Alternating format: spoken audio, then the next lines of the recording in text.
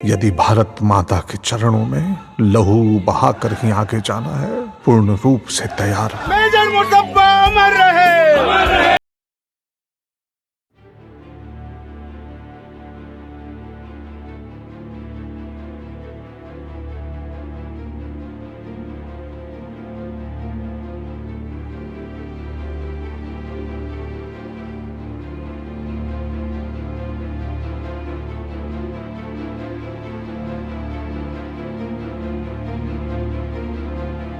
एक ऐसी खबर से रूबरू कराने जा रहे हैं जिसको देखने के बाद आपका सीना भी गर्व से चौड़ा हो जाएगा। पूरे देश के लिए गर्व का विषय है और खास करके मेवाड़ और उदयपुर के लिए गर्व का विषय है कि यहाँ से मेजर मुस्तफा जो शहीद हुए थे उनको मरणोपरांत शौर्य चक्र यहाँ मिल रहा है और ये पूरे मेवाड़ वासियों के लिए, उदयपुर वासियों के लिए गर्व का विषय है। उनकी माता जी हमारे साथ है, फातिमा जी। सबसे पहले तो चैनल पे बहुत बहुत स्वागत है आपका। धन्यवाद आपका। हालांकि खुशी तो कैसे कहें, बट गर्व का विषय तो संपूर्ण मेवाड़ के लिए और उदयपुर के लिए है ही है, तो समझ देश के लिए है कि मेजर मुस्तफा को मरणोपरांत शौर्य चक्र यहाँ मिल रहा है। आप कितना गौरवान्वित महसूस करती हैं?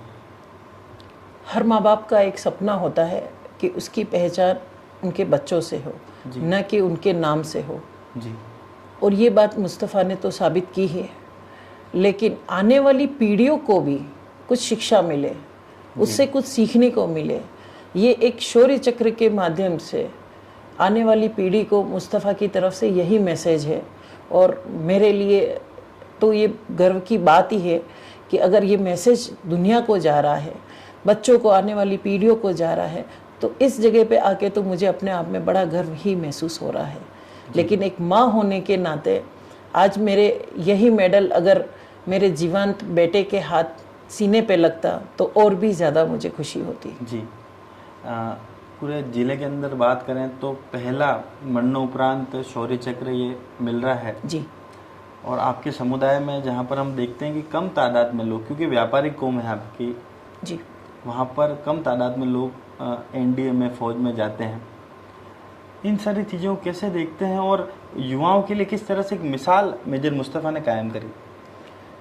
माना कि हमारी कौम एक व्यापारी कौम के रूप में जानी जाती है, लेकिन जब देश सेवा की बात आती है तो समय समय पे देश में, फौज में, हमारे समाज से भी कई लोग गए हैं जी। लेकिन एनडीए से जाने वाला मुस्तफ़ा पहला था जिसने 12th के बाद नेशनल डिफेंस एकेडमी का एग्ज़ाम क्लियर किया और एसएसबी क्लियर करके फर्स्ट अटेम्प्ट में ही वो एनडीए में गया और फर्स्ट अटेम्प्ट में ही अपने सारे एग्ज़ाम पास करते हुए लेफ्टिनेंट के पद पर गया। और उसके बाद उसको एविएशन जो मिला था, उस एविएशन में भी उसने उसी दरमियान टाइम पीरियड में, उतने ही टाइम में अपना एग्ज़ाम पास करके एक अच्छा पायलट भी बना जी। आज के युवा लोग डॉक्टर, इंजीनियर और दूसरी और चीज़ों की तरफ तो बढ़ ही रहे हैं, लेकिन मैं आपको ये बताना चाहूँगी कि हमारी कौम के बच्चे एनडीए के एग्ज़ाम भी देते हैं और उसकी तरफ आगे बढ़ने की कोशिश कर रहे हैं जी। जैसे कि उसने ये जो मिसाल कायम की है पूरी देश के लिए, हमारे उदयपुर वासियों के लिए, कि सिर्फ देश के लिए कार्य करना ही नहीं, उसके ऊपर जान निछावर कर देना भी कितनी गौरव की विषय है। इससे भी प्रेरित होके बच्चे, इस बार के 12th के जितने बच्चों ने एग्ज़ाम दिया है, तो मैं 100% तो नहीं कहूँगी, लेकिन अमुक बच्चों ने एनडीए के एग्ज़ाम भी दिए हैं और इस बारे में मुझे इस बात की बहुत ज़्यादा खुशी है जी। अच्छा, आप एक बात बताएं कि खैरोदा में जन्मे हैं मेजर मुस्तफ़ा का दिल्ली तक का जो सफ़र था वो काफ़ी चैलेंजिंग रहा, काफ़ी कांटों भरा भी रहा, क्योंकि काफ़ी मेहनत करनी होती है। एनडीए की ट्रेनिंग अपने आप में पूरे देश में एक हाई, सबसे टफेस्ट ट्रेनिंग उसको माना जाता है। वो दौर कैसा था? कितना आपसे कैसे बात किया करते थे? आपसे कितना जुड़ाव था उनका? और जब आपसे दूर हुए वे ट्रेनिंग के लिए बाहर गए, तब किस तरह से एक दूसरे से बात किया करते थे आप लोग? मुस्तफ़ा की जर्नी वाकई में बहुत चैलेंजिंग रही और वो स्पेशल बच्चा था और शायद वो चैलेंज लेने के लिए ही था। वो मात्र 5 साल का था, तभी फर्स्ट स्टैंडर्ड में था। अच्छा। बिल्कुल। उसने अपनी पढ़ाई 2.5 साल की उम्र में शुरू की और 2.5 साल में उसने नर्सरी और एलकेजी और डायरेक्ट फर्स्ट में, क्योंकि एचकेजी हायर एजुकेशन के लिए, क्योंकि वो पढ़ाई में इतना फास्ट था कि सिर्फ 3 महीने या 4 महीने में अपना पूरे साल का सब्जेक्ट सारी चीज़ें पूरी कर लेता था। ग्रेपिंग अच्छी थी, बहुत ही अच्छी थी, बहुत अच्छी थी उसकी। हिंदी में तो मैं कहूँगी कि उसकी मातृभाषा में तो सबसे ज़्यादा पकड़ थी। अच्छा। जब आर्मी में भी कभी कोई स्पीच या कोई देने की बात आती थी तो मुस्तफ़ा ही हिंदी में उस स्पीच को लिखा करता था। अच्छा। और हिंदी में बोलना उसको सबसे ज़्यादा पसंद था। जी। 5th क्लास में वो जब भिंडर के लिए मूव किया तो एक अगर अपने देखने जाएं तो वो मात्र 10 साल का ही था। अच्छा। और एक 10 साल का बच्चा 40 किलोमीटर का सफ़र कर रहा था, 20 किलोमीटर आना, 20 किलोमीटर जाना। जी। और 8th क्लास में जब वो आया और सेंट पॉल्स में एडमिशन लिया तब भी वो खेरोदा से उदयपुर डेली अप डाउन कर रहा था। आज के हमारे बच्चे जब ऑटो में और हम बस में उनको भेजते हैं तो कुछ मात्र किलोमीटर के लिए हम उसको उसमें बिठाते हैं और हम उनका इंतज़ार करते हैं और बड़े आराम से भी भेजते हैं। लेकिन मुस्तफ़ा सुबह 4 बजे उठकर 5 बजे अपने स्कूल की तैयारी करके बस स्टॉप पहुंच जाता था और कोई ट्रक मिल जाए, कोई बस मिल जाए या कोई भी जरिया उसको उदयपुर पहुंचने का मिले, वो सुबह 6 बजे से 6:30 बजे वो उदयपुर टच हो जाता था, क्योंकि सेंट पॉल्स स्कूल 7 बजे शुरू हो जाता है। ये आज भी उसकी वही परिपाटी है। 2012 में जब पास होके निकला था तब भी सुबह 7 बजे का ही स्कूल होता था। जी। वो बच्चा कभी भी स्कूल में अब्सेंट नहीं रहा। कभी फादर को पूरे साल ही पता नहीं चला कि ये बच्चा 80 किलोमीटर का रन करके और ये मेरे पास आ रहा है। अच्छा। अपना ड्रेस भी उतना ही कंप्लीटली बिल्कुल अप टू डेट। या कहते हैं ना कि अगर किसी वजह से कोई गंदा भी हो गया है तो वो पूरा उसका केयर करता था कि नहीं, मेरी ड्रेस वाइट ड्रेस होती थी 8th क्लास में, तो कहीं भी उस दाग न लग जाए। तो सोचो कि एक 12-13 साल का बच्चा वो इतनी लंबी जर्नी करके अपने कपड़ों को बचाते हुए अपने बैग को अगर कंधों पे लेके, और ज़रूरी नहीं था कि सूरज पोल से सरदारपुरा तक उसको ऑटो मिले, तो कभी कभी वो पैदल दौड़ता हुआ भी स्कूल की तरफ चला जाता था। अच्छा। कि मैं 7 बजे एग्जैक्ट अपने घर स्कूल के दरवाजे पे पहुंच जाऊं। तो वो जर्नी, वो डिसिप्लिन, वो जुनून तो उसमें कूट कूट के उसी समय ही भरा हुआ था। और वो यही सारी चीज़ें उसको एनडीए के ट्रेनिंग में भी काम आई, क्योंकि एनडीए की ट्रेनिंग सभी जानते हैं कि बहुत 3 साल की ट्रेनिंग होती है और बहुत मेहनत से एक फौजी को तैयार किया जाता है। जी। आपसे कितनी करीबियाँ थी उनकी? हमने सुना कि आपसे सबसे ज़्यादा करीब थे। जी बिल्कुल। मुस्तफ़ा और मेरा यूँ कहे कि हम 2 जिस्म और एक जान थे। हमें कभी एक दूसरे को कुछ कहना नहीं पड़ता था, हम महसूस कर लेते थे कि मुझे उसकी ज़रूरत है या उसको मेरी ज़रूरत है। ये चीज़ें एनडीए की ट्रेनिंग के दौरान और हर किसी की ट्रेनिंग के दौरान जब कभी भी वो थोड़ा सा भी परेशान होता था मैं उसके पास पहुंच जाती थी। और एनडीए में भी सबसे ज़्यादा जाने वाली पेरेंट्स में ही थी, क्योंकि वहाँ पर सभी बोलते थे कि इतना तो कोई नहीं आता मैम जितने आप आ जाते हो। तो मैं जानती थी कि मेरा बेटा वहाँ जहाँ पुकारता कि माँ मुझे आपकी याद आ रही है, और मैं वहाँ पहुँच जाती थी। जी। तो ये कनेक्शन तो और बॉन्डिंग बहुत ही खूबसूरत थी हमारे बीच में। जी। देशभक्ति का भाव मन में कब जागा? मतलब कोई ऐसी घटना हुई थी उसकी वजह से जागा, या शुरू से देशभक्ति थी मन के अंदर? बिल्कुल, देशभक्ति तो उसमें शुरू से ही थी। जी। देशभक्ति वहीं से ही शुरू हो जाती है जब आप राह चलते हो और कोई छिलका भी, पेपर भी आप जमीन पे न फेंको। क्योंकि देशभक्ति बताने के लिए कुछ और जज्बे की ज़रूरत नहीं होती है। यही माँ है, यही धरती माँ है, आप इसको क्लियर। तो मुस्तफ़ा की बचपन से आदत थी कि अगर वो चॉकलेट भी खाता तो कभी सड़क पे पेपर नहीं फेंकता था। और गलती से अगर हमने कुछ कर दिया होता था, हमें इस मामले में डांट पड़ती थी कि मम्मा आप अपनी जेब में रख लीजिए या कैरी बैग आप साथ में रखिए। ये कहें कि उसकी देशभक्ति की शुरुआत थी, और ये देशभक्ति की भावना उसमें कूट कूट के पहले से भरी हुई थी। लेकिन जब उसने एनडीए का एग्ज़ाम क्लियर किया और एसएसबी के लिए गया, तब वो फौज से रूबरू हुआ।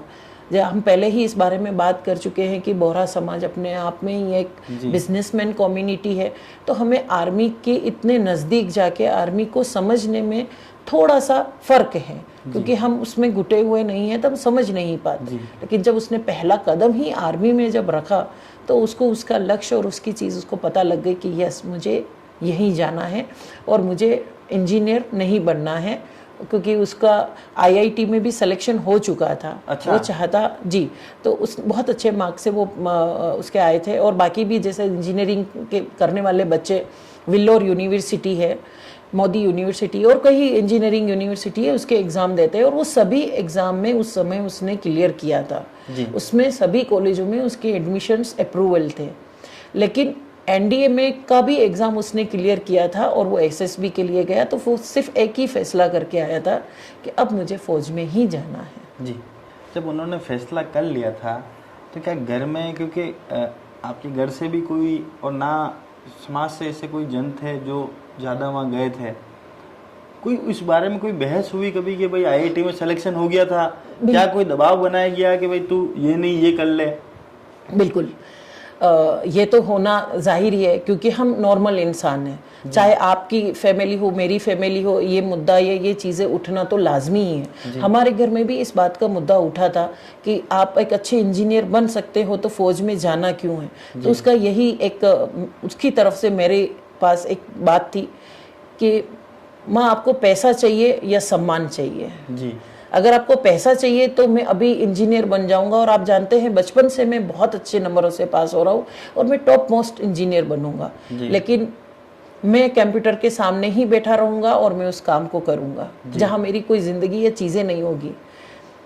या फिर आपको सम्मान चाहिए? तो मैंने कहा बेटा, पैसों से तो सम्मान कभी नहीं लिया जाता। जी। सम्मान पैसों से लिया गया सम्मान सिर्फ 2 पल के लिए होता है, तो मुझे तो सम्मान ही चाहिए। तो फिर मुझे आर्मी में जाना है। फिर वापस बात आई वही कि हमारे समाज से, हमारी चीज़ों से तो इतना कोई खुल के नहीं जाता है। तो हम हमारे धर्मगुरु को बहुत मानते हैं, हम उनकी परमिशन के बिना कभी कुछ नहीं करते हैं। तो हमने भी यही फैसला लिया कि हमारे धर्मगुरु अगर जो कहेंगे हम वही करेंगे। जी। और ये बड़े, मैं तो कहूँगी ये आज ये शौर्य चक्र जो मिल रहा है, जो सम्मान मेरा नहीं है, ये मेरे धर्मगुरु का सम्मान है। क्योंकि फर्स्ट अगर कहें कि मेरे दिल ने भी इस बात के लिए गवाही नहीं दी थी कि तुम आर्मी में जाओ, उससे पहले मेरे धर्मगुरु ने मुझे इस बात की परमिशन दी कि बच्चा एनडीए में जाएगा। और बाकायदा उन्होंने लिखकर इस बात को तस्कीद की थी कि एनडीए में जाने की रजा फजल होती है। अच्छा। तो स्पेशली मतलब, और ये हमारे लिए बड़े आज भी वो लिखा बिल्कुल हुआ, वो लिखा हुआ हमारे पास है, बिल्कुल है, आज भी हमारे पास वो है उनकी। हम लोग उनको अर्जी बोलते हैं, जब हम कुछ लिख के उनसे पूछते हैं तो उनको अर्जी कहा जाता है। जी। तो अर्जी का जो जवाब आया, अर्जी का जो रिप्लाई आया था वो इसी तरह था कि एनडीए में जाने की रजा आपको मिलती है। जी। सम्मान तो उन्होंने आपको ऐसा दिलाया कि पूरा देश को आपके ऊपर नाज है। बिल्कुल। ये सम्मान पाकर क्या मुस्तफ़ा जी की कोई एक ऐसी झलक आपको याद है बचपन की, जब कोई ऐसी उनकी कोई इंसिडेंस हो जो आज तक आपने कभी चैनल के माध्यम से किसी को ना बताई हो?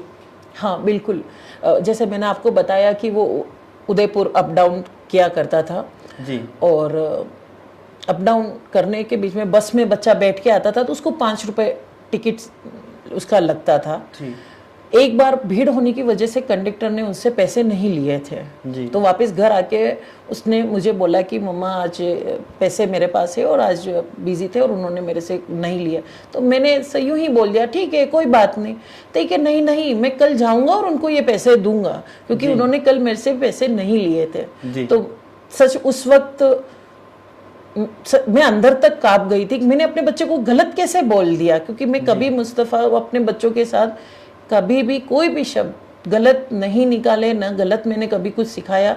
और मेरी वो पहली सीख मुस्तफ़ा से वहाँ से शुरू हुई। और दूसरा इंसिडेंट्स, जब वो महू में ट्रेनिंग पे था, वायुस का अफसर बन चुका था, मेजर की पोस्ट पे ही था वो। जी। अभी रिसेंटली उनके पोस्ट पे आने की, नहीं कैप्टन की पोस्ट पे था और वो वहाँ पर था। जी। वहाँ वो एक ऐसे परिवार के बीच में जाता था, वो काफ़ी गरीब था। उनके घर जाना, उनके साथ बैठना, और जब मैं महू उनसे मिलने, क्योंकि मैं मुस्तफ़ा से मिलने हर जगह जाती थी, वो उस परिवार से मुझे मिलाने के लिए लेके गया कि आओ मम्मी मैं जहाँ जाता हूँ पोहे खाता हूँ, मैं आपको बताता हूँ मैं कहाँ जाता हूँ। जब वो मुझे उस घर में लेके गया तो मैं अपनी कार से उतरी तो मेरे कदम रुक गए जी। एक लम्हे के लिए कि अब मैं इस घर में। फिर दूसरे ही सेकंड मेरे ख्याल आया कि मैंने सच कहूँ तो सजदा किया कि मैं अपने बेटे को इस बात के लिए सजदा करती हूँ कि मेरा बेटा कितना जमीनों से जुड़ा हुआ है, अपनी जड़ों से जुड़ा हुआ है।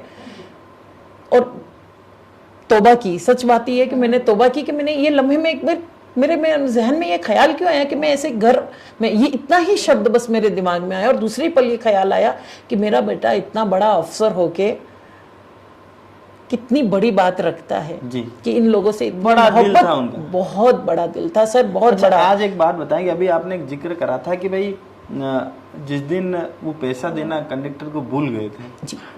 तो वो आपके लिए भी एक सीख थी। तो उन माँ बाप को क्या कहना चाहेंगे जो नवजात को जन्म तो दे देते हैं पर उनकी परवरिश वो अच्छे से नहीं कर पाते? परवरिश का कितना महत्वपूर्ण योगदान होता है एक व्यक्ति का जीवन बनाने? परवरिश का अगर बहुत कम शब्दों में बोलूँ ना, तो माँ बाप बच्चों की बैसाखी बन जाते हैं, उसका कॉन्फिडेंस नहीं बनता है। जी बच्चों का हमेशा कॉन्फिडेंस बनना चाहिए, बैसाखी जी। नहीं। बच्चा अगर पानी पीने के लिए उठ रहा है तो उसको उठने दीजिए। जी आप ठहरो, मैं लेके आती हूँ, जी आपका बैग मैं तैयार कर लूंगी, आपके खिलौने मैं समेट लूंगी। ये बैसाखी बनना है।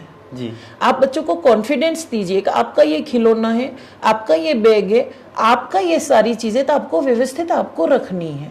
जी मैं हमेशा इसीलिए बच्चों की किसी भी ट्रेनिंग कहीं भी, यकीन मानिए मैं आपको अभी भी अपनी बात बताती हूँ, मेरी बिटिया भी है जो डॉक्टर है जी जी और वो दर्शन डेंटल कॉलेज से डॉक्टरी की है और मैं यहाँ हाथीपोल पे रह रही हूँ और चेतक पे उसकी बस आती है। जी वो 4 साल की उसकी पढ़ाई थी और 4 साल की पढ़ाई में मैं डेली उसको बस पे लेने जाती थी और छोड़ने जाती थी। इसलिए नहीं कि मेरी 21 साल की बिटिया अकेले जा नहीं सकती, इसलिए कि मैं उसकी हिम्मत हूँ, जी मैं उसका कॉन्फिडेंस हूँ कि यस आप पढ़ाई कर रहे हो पर मैं आपके साथ हूँ। आप रात को जग रहे हो लेकिन मैं भी जग रही हूँ। जी आप अगर स्कूल गए हो तो आपकी सारी चीज़ों, खाने पीने की व्यवस्था, घर की रोटी मैं बना के दूंगी। जी तो आजकल के माँ बाप का जो आपने सवाल जो किया है और परवरिश का जो नतीजा है, अगर मैं कहूँ कि हाँ मेरी परवरिश का यही नतीजा है कि मेरी एक बेटा मेजर है और मेरी बिटिया डॉक्टर है।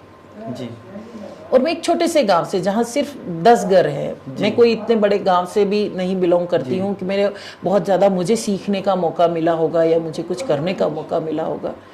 लेकिन परवरिश का एक जो गुण है, जो बच्चा पैदा होते ही उसकी जिम्मेदारियों का जो एहसास कराना होता है, वो 5 साल के दरमियान ही होता है। जी और उस 5 साल के दरमियान मैंने अपने दोनों बच्चों को उनकी जिम्मेदारियों का एहसास हमेशा करवाया है और बच्चों ने उसी हिसाब से, बच्चों ने सबसे पहले तो समझा है कि माँ क्या चीज़ है, जी माँ का रेस्पेक्ट क्या चीज़ है। मेरे बच्चे कभी भी मेरे सामने, मैं ये नहीं कहती मेरे सामने नहीं बोलने का मतलब ये नहीं है कि, मेरे सामने नहीं बोलने का मतलब ये है कि जुबान दराजी नहीं करते।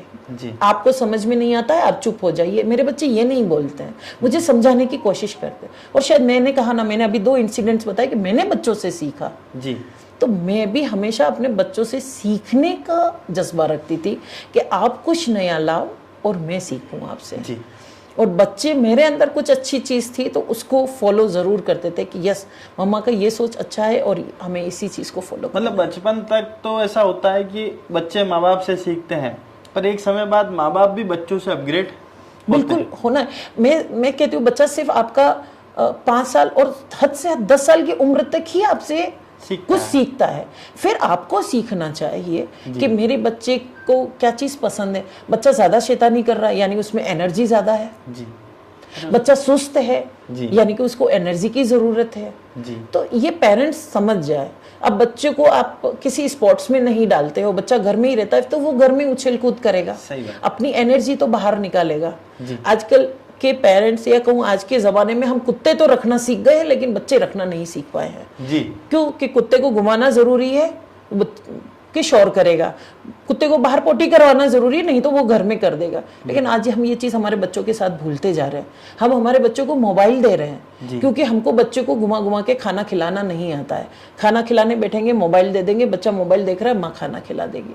लेकिन हमने हमारे बच्चों को तो पूरी छत पे, सड़कों पे, पड़ोसियों के यहाँ ले जाके, कभी क्योंकि बच्चे अक्सर पड़ोसियों का यहाँ जाके तो खा लेते हैं, तो हमारी प्लेट हम पड़ोसी के घर में लेके जाते थे ताकि हमारा खाना बच्चा पड़ोसी के, उनके साथ हमारी बातें भी हो जाती थी, बच्चों का खाना भी हो जाता था। तो बच्चे नहीं बदले, भगवान ने बच्चों को बच्चों की तरह ही आज भी उसी तरह पैदा कर रहे हैं, 2 हाथ पैर आंखें सब कुछ दे के। लेकिन आज के पेरेंट्स बदल गए, आज के पेरेंट्स इजी टू हो गए हैं। अब आज के पेरेंट्स ये समझने के लिए तैयार नहीं है कि मेरे पास एक खिलौना नहीं, एक रोबोट नहीं, बच्चा ही आया है। अच्छा, अब एक बात बताएं कि पहले भी जब हमारी आपसे बात हुई थी, जब मेजर मुस्तफ़ा के साथ वो घटना हुई थी जिसने पूरे देश की आंखें नम कर दी थी, अंतिम बार कब बात हुई थी, क्या बात हुई थी, और क्या वो चेहरा आज भी आंखों में चमकता है? आंखों में ही नहीं चमकता। जिस दिन मैंने आखिरी बार उससे बात की थी तो वो खुद ही चमक रहा था जी। उसके अंदर से इतना नूर, इतना ब्लश था कि मैं देख नहीं पाई। और एक माँ का दिल जैसे अपने बच्चे को चमकते हुए देखता है ना, तो यूँ आ ही जाता है कि हाँ मेरा बच्चा कितना सुंदर लग रहा है, हीरो जैसा लग रहा है। और यही ख्याल मेरे दिल में भी आया था। मैं अपनी पूरी बातों के दरमियान ये बताया है कि मैं बच्चों से सीखती रही हूँ, अपने आप को भी संभालती रही हूँ कि कहीं मैं गलत ना हो जाऊँ किसी चीज़ों में। और यकीन मानिए जब आखिरी बार जब मैं अपने बेटे से बात कर रही थी तब भी यही ख्याल आया था कि मेरे बच्चे को मेरी नज़र न लग जाए जी। और ये सोच के मैंने जल्दी से 2-3 मिनट उससे बात की और मैंने फ़ोन रख दिया था। उस घटना भी ये थी कि शायद वो कहते हैं कि ईश्वर हमें कुछ इंट्यूशन देता है, कुछ हमें सुझाता है, कुछ हमें बताता है। और माँ के दिल को तो बहुत ज़्यादा ही महसूस होता है कि कुछ तो होने वाला है। और यही बात थी कि मुस्तफ़ा के ये हादसे से 2 दिन पहले से ही मैंने खाना नहीं खाया था। मैं बहुत रोए जा रही थी। अच्छा। तो गुरुवार नाइट को जब मेरी बात हुई मुस्तफ़ा से तो वो उसने यही पूछा मेरे से कि आपने खाना खाया क्या? मैंने कहा हाँ मैंने खा लिया। तो क्या खाया? तो मैंने कहा मैंने थोड़ा सा जूस पिया था। ओ क्या बात है, आज जूस से भी दुनिया में जी सकते हैं, क्या बात कर रहे हो माँ, प्लीज़ खाना खा लो, आपने खाना नहीं खाया है। मैंने कहा हाँ बेटे मैंने खाना तो नहीं खाया है पर मेरा मन नहीं किया, मैं खाना खा लूँगी। तो कि कब खाओगे? मैंने कहा मैं सुबह खाना खा लूँगी क्योंकि अब रात हो चुकी है तो अब मेरे को नींद भी आ रही है तो मैं सोऊंगी। तो कि पक्का आपको नींद आ रही है और आप सोओगे? मैंने कहा हाँ बेटे। लेकिन वो जिस तरीके से ब्लश कर रहा था, वो चमक रहा था, मुझसे देखा नहीं जा रहा था। मुझे ऐसा लग रहा था कहीं मेरी नज़र न लग जाए। और बस इतनी बातें कह के और मैंने नींद का बहाना करके, बच्चा मुझे अब नींद आ रही है तो कि ठीक है मम्मा आप सो जाइए जी। बस यही बातें हमारे बीच में हुई थी जी। और उस चमक को, उस नूर को, उस चीज़ को मेरी आँखों में, मेरी रूह में, मेरी आत्मा में उतर चुका है जी। अच्छा, अब एक ट्रस्ट भी आप लोगों ने बना रखा है मेजर मुस्तफ़ा के नाम से, क्या काम करता है वो ट्रस्ट और कहाँ से किस किस लोगों की मदद कर पाते हैं उससे? देखिए मुस्तफ़ा, शहीद मेजर मुस्तफ़ा के नाम की मैंने जो ट्रस्ट बनाई है, उस ट्रस्ट बनाने का सबसे बड़ा उद्देश्य तो एक ही था कि अगर बेटा अपनी जान देकर देश की सेवा कर सकता है तो फिर मैं क्यों देश के अंदर रह के जो मेरे आसपास में है, जिसको हर चीज़ की नीड है, किसी भी चीज़ की नीड हो, मैं उसकी सेवा करूं। लेकिन सेवा करने के लिए हमें कोई ज़रिया बनाना पड़ता है। और ये मुस्तफ़ा की इच्छा भी थी क्योंकि इनके पिता बाहर रहते हैं और जाहिर है बिटिया की शादी तो मैं करने ही वाली थी और बेटा जिस फौज में था तो उसकी भी अलग अलग जगह। तो वो हमेशा मुझे कहता रहता था मम्मा एक NGO बना लो, एक ट्रस्ट बना लो, कुछ करो, क्योंकि आप में जो स्केल है, जो परवरिश आपने हमारी की है, जिस तरीके से हमें आपने बनाया है, आप लोगों को बनाओ क्योंकि आप में वो क्वालिटी है।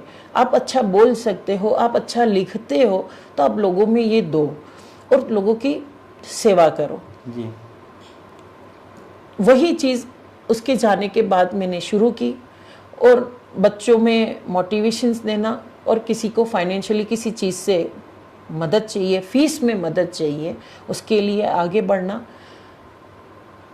स्कूल के अंदर कई जगह में जाती हूँ, छात्रावास वगैरह हम देखते हैं कि है बच्चियाँ रहती है लेकिन उसके खेलने के साधन नहीं है, कुछ चीज़ें नहीं है। जहाँ मुझे जो नज़र आता है, इसमें कोई लोग अगर मदद करना चाहे तो किस तरह से कर सकते हैं? जी मेरी शहीद मेजर मुस्तफ़ा के नाम की एक वेबसाइट भी बनी हुई है। वेबसाइट के ऊपर उसका बारकोड दिया हुआ है जी। आप उस बारकोड के ज़रिए डायरेक्ट शहीद मेजर मुस्तफ़ा ट्रस्ट के अंदर आप पैसा भेज सकते हैं। वो पैसा 100% लोगों की सेवा में ही जा रहा है। और मैं अभी पिछले 2 बार मुस्तफ़ा का जन्म दिवस आया है और मैंने ब्लड डोनेशन कैंप भी किया जिसमें 131 यूनिट्स पहले आए थे और 121 यूनिट्स दूसरी बार आए। और इस ब्लड के ज़रिए भी हम कई लोगों की सेवा करते हैं।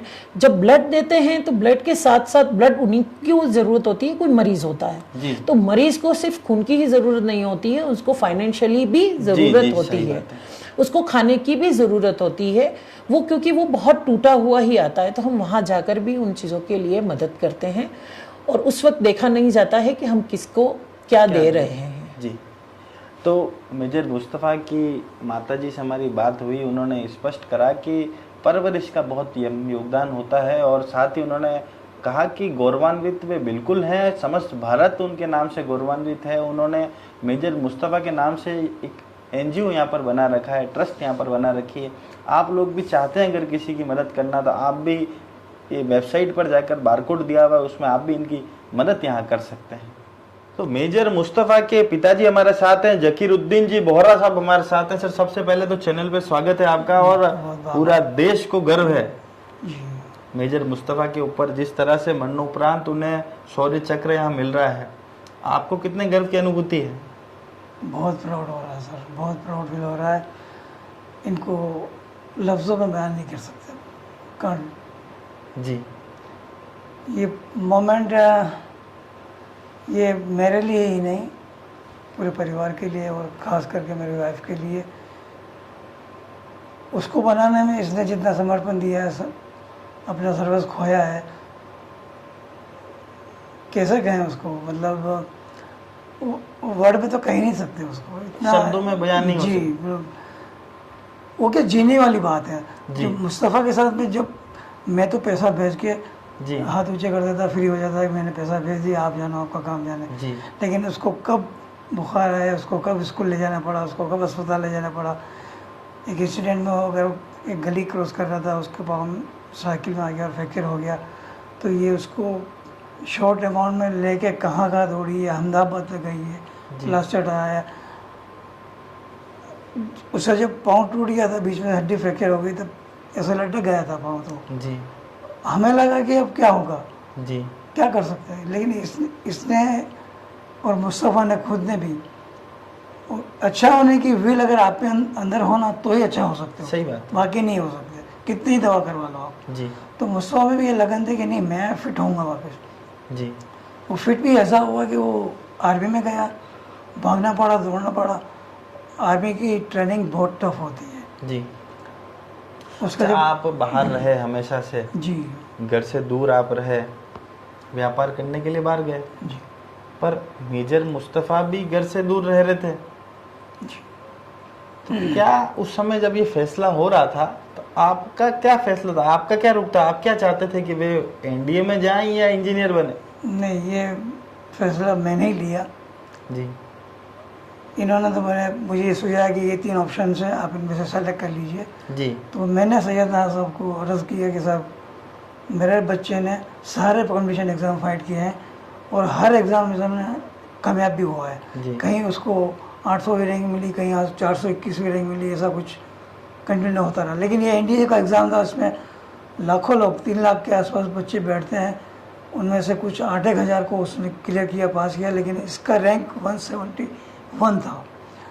तो मैंने सैयद साहब में ये भी डिस्प्ले किया पूरा। और ये इसकी लास्ट डेट थी 25 जून एडमिशन की। जी, मैंने अप्लाई कर दिया था मार्च के अंदर परमिशन के लिए। तो सैयद साहब ने भी काफ़ी वक्त लिया। मैंने सोचा अब शायद जवाब नहीं आएगा, लेकिन 23 जून को उनका जवाब आया कि नहीं, आपको परमिशन दी जाती है। You have granted and our beneficiary with you. जी, permitted, granted, permission granted and our beneficiary with you. कई बार मेरे पास पढ़ा भी होगा उसका, उनका रिप्लाई। जी, तो उस हिसाब से NDA में जाने का प्रस्ताव हमारा ही था और एक्सेप्ट भी हुआ और लड़का उसमें खुश भी हुआ।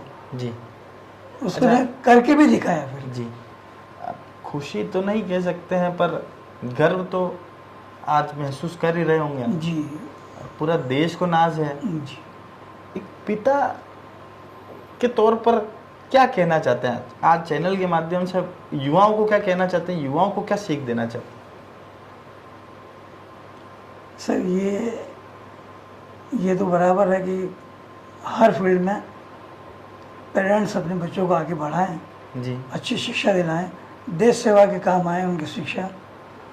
हर कोई देश सेवा कर सकता है, ज़रूरी नहीं आर्मी में जाके ही करे, लेकिन बेहतर होगा कि ये इस तरह से सोचे, इस तरह का वर्कआउट करें या इस तरह की उनकी एक्टिविटीज़ हो कि वो देश के लिए कुछ कर सके, सेना में जा सके, डॉक्टर बन सके, कोई अच्छी वकालत कर सके, कोई अच्छी साहित्य लिख सके, तो बड़े गर्व की बात होगी। ये इंस्पायर हो सकते हैं मुस्तफ़ा से, और होना भी चाहिए।